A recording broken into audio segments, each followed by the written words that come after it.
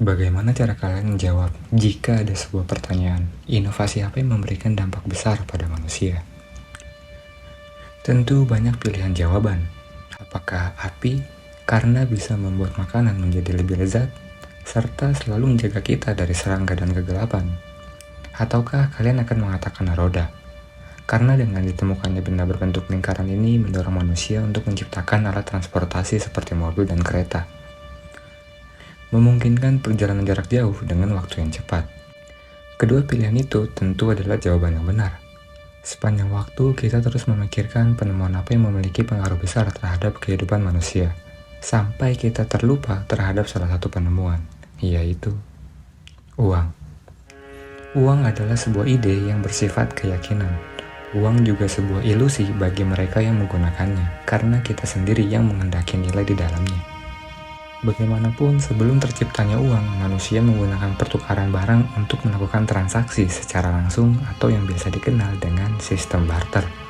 Manusia saling menukarkan barang atau jasa dalam perdagangan, sebab pada saat itu manusia belum memiliki sebuah gagasan dan konsep tentang uang.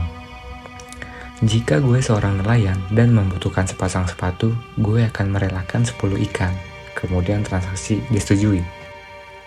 Jika gue seorang nelayan membutuhkan seekor kuda, maka berapa jumlah ikan yang setara dengan satu ekor kuda?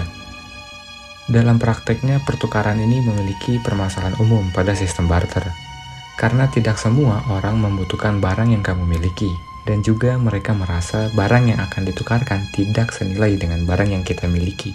Sebagai seorang nelayan yang menukarkan ratusan ikannya dengan kuda adalah jumlah yang tepat.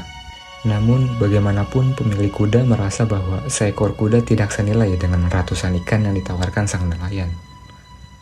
Karena tidak ada sebuah media atau standar yang dijadikan sebuah acuan, hal itu menyebabkan dua orang yang sedang melakukan transaksi kesulitan untuk mencapai sebuah kesepakatan. Sehingga harus menunggu berhari-hari untuk mendapatkan orang yang saling membutuhkan. Tentu, kalian tahu bahwa uang yang sekarang kalian miliki bukan hanya sebatas alat transaksi, tapi juga sebagai alat penyimpanan nilai kekayaan.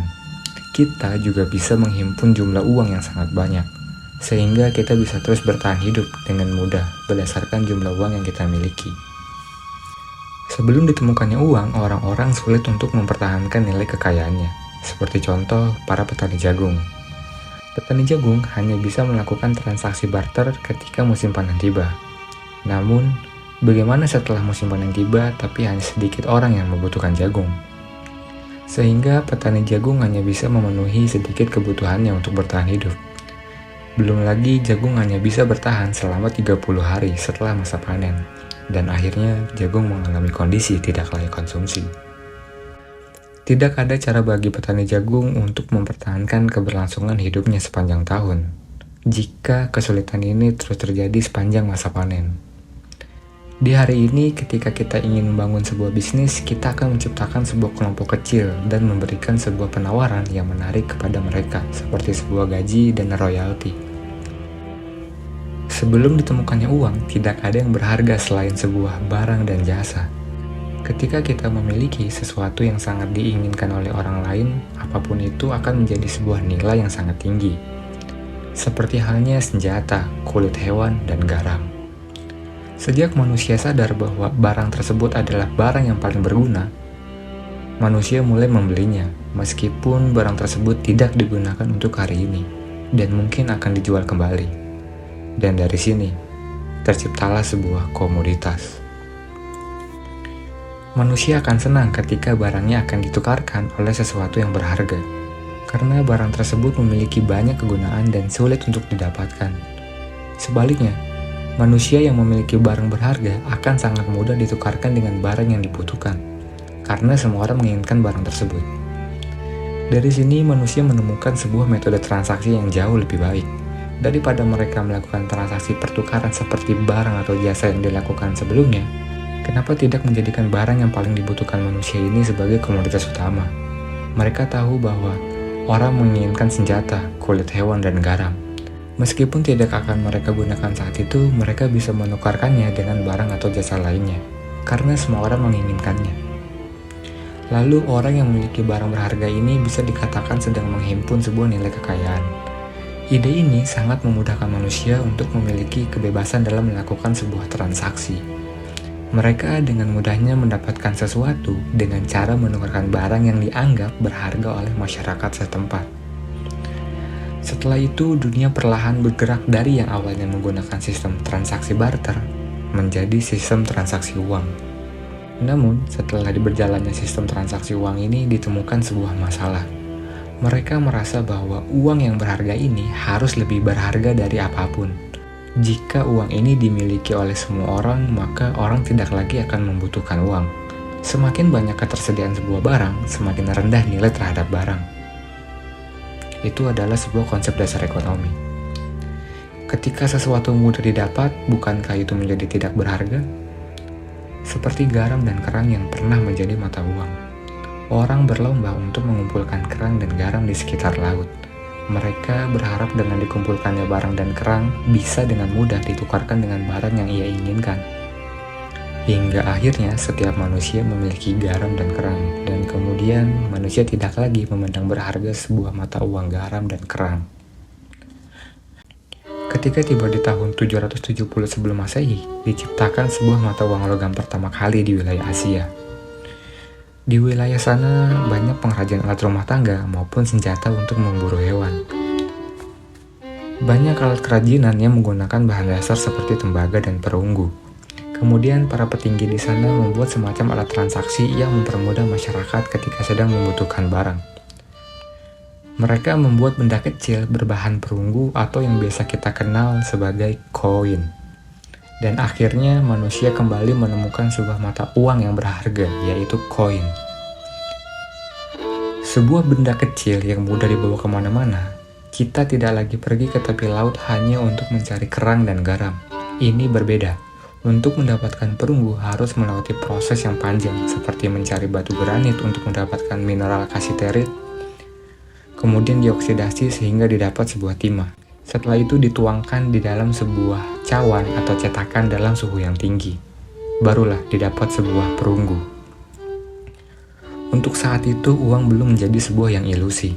Jika kalian memiliki 100 gram batang perunggu, maka bisa ditukarkan dengan 100 gram koin perunggu dari kerajaan. Kemudian para petinggi melihat potensi yang lebih besar dari uang koin ini. Semakin banyak uang koin yang dimiliki, maka semakin besar kekuatan untuk mengontrol sesuatu. Kemudian di tahun 700 sebelum Masehi, di sebuah kerajaan Lydia mendeklarasikan sebuah mata uang koin resmi berbahan murni logam mulia seperti silver dan emas untuk kerajaannya.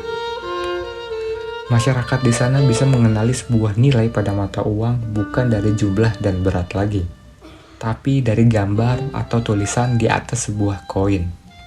Dan akhirnya seluruh dunia mengikuti inovasi ini.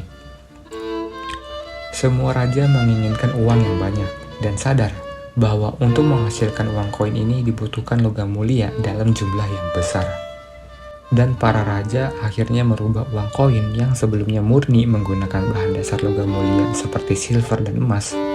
Kemudian logam mulia tersebut dicampurkan oleh sedikit logam yang sangat murah, sehingga kerajaan bisa lebih menghemat logam mulia.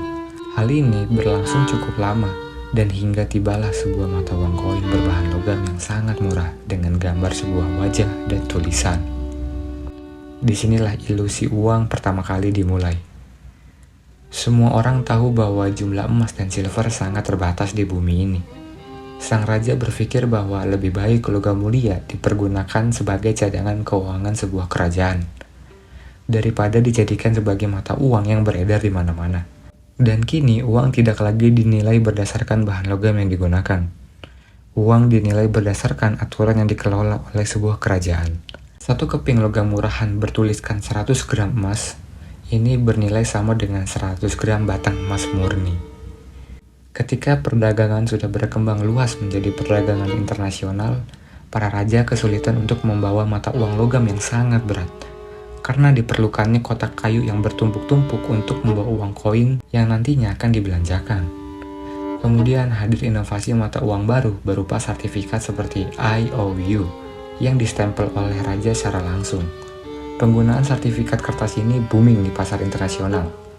Orang-orang meyakini bahwa ini sangat berharga karena dikeluarkan langsung oleh raja. serta bisa ditukarkan oleh sesuatu yang bernilai sama. Kemudian penggunaan uang koin ini terus menurun hingga tibalah sebuah kepercayaan bahwa selembar kertas ini memiliki nilai yang setara dengan logam mulia emas dan silver. Para masyarakat meyakini bahwa kertas ini sangat berharga. Lagi-lagi, uang yang sebelumnya memiliki nilai berdasarkan kualitas logam yang digunakan, kini hanya sebatas logam murahan dan kertas bergambar wajah dan tulisan. Dari zaman kuno sampai dengan zaman modern seperti sekarang ini, uang bertransformasi dari sebelumnya dinilai berdasarkan kualitas bahan yang digunakan, kini dinilai berdasarkan aturan yang dibuat oleh bank. Sepanjang abad 20 sampai dengan abad 21, uang dengan nominal 10.000 dolar Singapura ini pernah menjadi yang tertinggi. Meskipun sekarang sudah tidak diproduksi lagi, uang ini masih berlaku. Pada masanya uang ini memiliki nilai 8.000 US dollar atau sekitar 120 juta rupiah. Untuk mencetak satu lembar dolar Singapura ini hanya diperlukan biaya sebesar 20 sen atau 3.000 rupiah. Pemerintah tidak perlu mengeluarkan effort yang besar untuk mencetak uang dengan nilai tertentu. Selembar kertas dengan tinta bertuliskan 10.000 dolar Singapura ini menciptakan ilusi bahwa kertas ini setara dengan 130 gram emas murni. Di waktu sekarang, kata-kata fiat sering digunakan di era modern ini, yang dalam bahasa Latin arti dari fiat ini adalah let it be done atau biarkan ini terjadi. Sekarang, mata uang fiat ini dikeluarkan dan dijamin nilainya oleh pemerintah dan diresmikan sebagai alat transaksi yang sah. Salah satu ilusi yang tidak pernah terfikirkan oleh kita sekarang ini sama seperti pada zaman kuno, di mana para manusia baru mengenal uang pertama kali, di saat para raja mengerti potensi dari kekuatan besar uang dan selalu menginginkannya lebih. Semakin banyak lembar kertas yang dimiliki, maka semakin besar kekuatan yang dimiliki. Mereka bisa dengan mudah mencetak kertas-kertas ini, dan apa yang mereka lakukan? Ketika negara menginginkan sebuah senjata perang seharga 1 triliun rupiah, mereka dengan mudah mencetak uang tersebut. Tapi ada satu masalah besar, yaitu inflasi. Salah satu pengertian uang yang paling umum adalah sebagai alat tukar yang memiliki nilai tertentu. Artinya ketika uang dibelanjakan, tentu harus ada barang atau jasa yang dijadikan sebagai transaksi. Ketika uang yang beredar lebih sedikit daripada barang atau jasa yang tersedia pada sebuah negara, maka nilai uang lebih berharga dibandingkan dengan barang atau jasa. Bagaimana jika sebaliknya? Nilai barang dan jasa meroket, dan nilai uang jatuh ke bawah. Inilah mengapa orang-orang seperti gue dan kalian harus mengerti bagaimana cara uang bekerja. Ketika terjadi wabah pandemi seperti COVID kemarin, banyak perusahaan, bisnis, dan UMKM yang berhenti. Dan akibatnya ekonomi negara terhenti sejenak. Tidak banyak uang yang berputar di roda ekonomi saat itu. Akibatnya, suatu negara terancam stagflasi. Kemudian beberapa negara seperti Amerika Serikat meningkatkan pencetakan uang jauh lebih banyak dari sebelumnya, di mana 40% dari seluruh uang yang beredar dicetak hanya dalam 1,5 tahun. Ini cukup berbahaya. Saat uang yang telah dicetak itu beredar di masyarakat, roda ekonomi kembali bergerak perlahan. Jumlah uang yang mendadak melonjak ini menyebabkan meroketnya beberapa harga barang dan jasa, karena efek dari stimulus pencetakan uang tersebut, seperti kenaikan sebuah harga pangan, kebutuhan harian, dan alat kesehatan. Jika kalian tidak menyadarinya, harga mie instan telah naik sekitar 80%. Yang sebelumnya dihargai 3.400, kini menjadi 4.500. Dan ini terjadi di depan kita semua. Stimulus yang diberikan oleh pemerintah memiliki dua mata pisau. Pertama, mereka menyelesaikan permasalahan ekonomi yang terhenti. Kedua, terjadi permasalahan meroketnya harga barang dan jasa, atau inflasi. Sebelum tahun 2020, hutang negara di Indonesia di bawah angka 5.000 triliun rupiah, angka yang sangat besar. Angka ini disebabkan anggaran belanja negara yang tidak bisa ditunda seperti penyediaan fasilitas kesehatan dan ketahanan pangan nasional. Jika suatu negara menunda untuk berhutang, maka akan mengakibatkan kerugian yang jauh lebih besar. Sama halnya seperti zaman kuno yang menggunakan sertifikat IOU dalam media lembaran kertas. Negara mengatakan akan membayarmu dengan nominal angka yang tertera di atas kertasmu, beserta dengan bunganya. Jika di tahun 2013 yang lalu, kamu menyimpan uang di salah satu bank sebanyak 1 juta rupiah, maka bank akan berterima kasih kepadamu dengan cara memberikan suku bunga sebesar 2% pengembalian per tahunnya. Karena telah meminjamkan hartamu, artinya setelah tiba 10 tahun kemudian uangmu kini menjadi Rp1.140.000. Namun bagaimana dengan keadaan inflasi yang terjadi di setiap tahunnya? Jumlah uangmu memang meningkat, tapi kehilangan nilai karena tergerus oleh inflasi, yang rata-rata tiap tahunnya sebesar 5%. Artinya uangmu yang sekarang Rp1.140.000 di tahun 2023 ini sebenarnya hanya bernilai Rp500.000 di tahun 2013 yang lalu. Umumnya, orang tua selalu mengajarkan anaknya untuk menabung uang, dan hal itu justru mengajarkan anak untuk membeli kerugian. Harga beras di tahun 2008 sebesar Rp5.100. Tapi harga beras dengan kualitas yang sama kini menjadi Rp14.000. Tidak ada artinya uangmu bertambah karena suku bunga tabungan deposito yang ditawarkan oleh bank. Tentu terdengar mengerikan jika kamu baru pertama kali mendengar penjelasan barusan. Negara akan selalu mengambil tindakan sebelum inflasi hilang kendali. Setiap bank konvensional, perusahaan atau jenis usaha lainnya yang berdiri di sebuah negara tentu menggunakan uang dalam aktivitas transaksinya. Pihak bank sentral lah yang mengatur peredaran uang tersebut. Ada beberapa pengertian uang dalam ekonomi, yaitu M1 sebagai uang kartal dan uang giro, dan M2 adalah M1 ditambah uang kuasi dan surat berharga. Sepanjang tahun 2009, Bank Indonesia telah mencetak uang sebanyak 1 kuintriliun, dan jumlah uang yang beredar di tahun 2021 adalah 7 kuadriliun. Dan jumlah tersebut akan terus bergerak demi menjaga ketahanan ekonomi nasional.